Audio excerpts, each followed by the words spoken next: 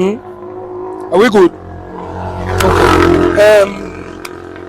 Mr. Larry and Auntie Omirine, today is day 2, right? And day 1. Okay. So first of all, this is the outer presentation of the car, not so. And this thing we always say before you go into a car, not so, you try to check around the car because there are external proofs that the car is faulty just from outside, not to. So let's take it for example, we just parked here, right? And we need to go somewhere, right? You come around your car, you check it, check physical, the physical properties of the car if they are good, the wheels of the car if they are well inflated, because if your wheels are not inflated, it drags the car and therefore consuming more fuel, right? So it's always good to check. Then you check under your vehicle and see if there are any spillages, right? It could be water, it could be brake fluid. There are so many things in the car. Now the outer layer, we have nothing, right? We haven't seen any leakages. Now inside, how do you open the bonnet of the vehicle? Can you do it?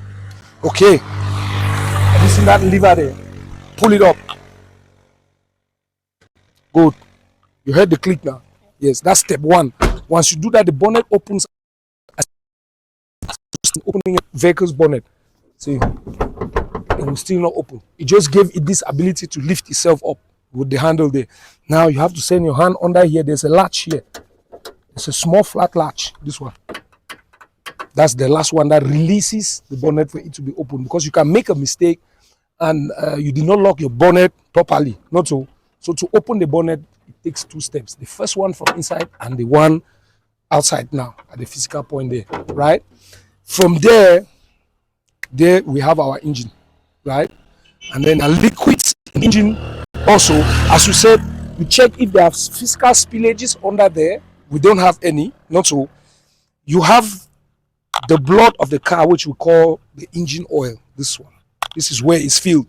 The engine oil, you get it from the petrol station and you fill it. The engine is made up of metallic parts, not so, that move. So it needs what? Lubrication for it to work properly. Because if not iron meet up, you know, it no go really make sense now. Yes, so it needs to be slippery, lubricated. So this is where you fill in your engine oil, right? Then for you to check the engine oil, let's say for example you bought the car, well, there was oil there already, or you've been using it and you need to know if it's still there. This is what is called a dipstick. Have you seen this? It's always very visible. The color they always pop it out in a funny way. You see it's yellow now. This is the dipstick.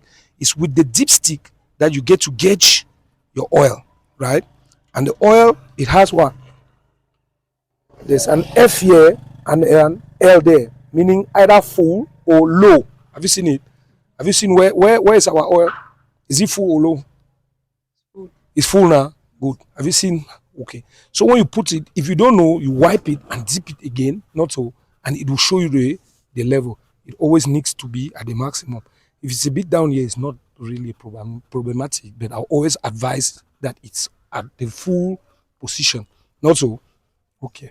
So that's how you get to know if your oil is enough in the car, not so. Then this engine generates heat, right? So there is something that needs to be cooling down this vehicle. There's a series of fans here. If you look here, come and see. This is a big fan behind here. Have you seen it? The function of that fan is to blow through these vents. This one here is called the radiator, not so. And then you have what they call radiator coolant. You buy it from the petrol station, but here for Bamenda, they use water. So man say, my water for motor run short. It's bad to use water because water is corrosive. And water has a very low boiling point, which is 100 degrees, I think. Not so. So this is where you fill it up. You put your radiator coolant. What the radiator coolant does, it enters into the engine and takes away the heat that the engine generates, not so, and comes back there, right? It comes back into the radiator vents, not so, and this fan is blowing the vent, dropping down that temperature the water came with.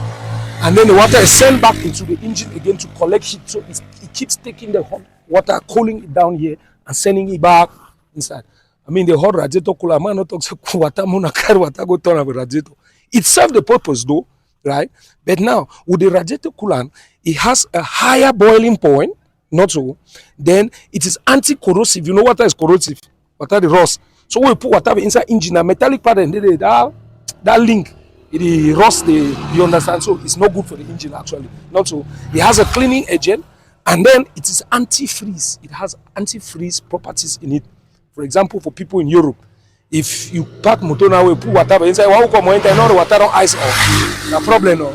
Yeah, so it is anti-freeze. It has an anti-freeze agent in it that prevents it from freezing. It's always liquid or getting the valve. So the advantages are anti-corrosive, high boiling point, not so a cleaning agent, and what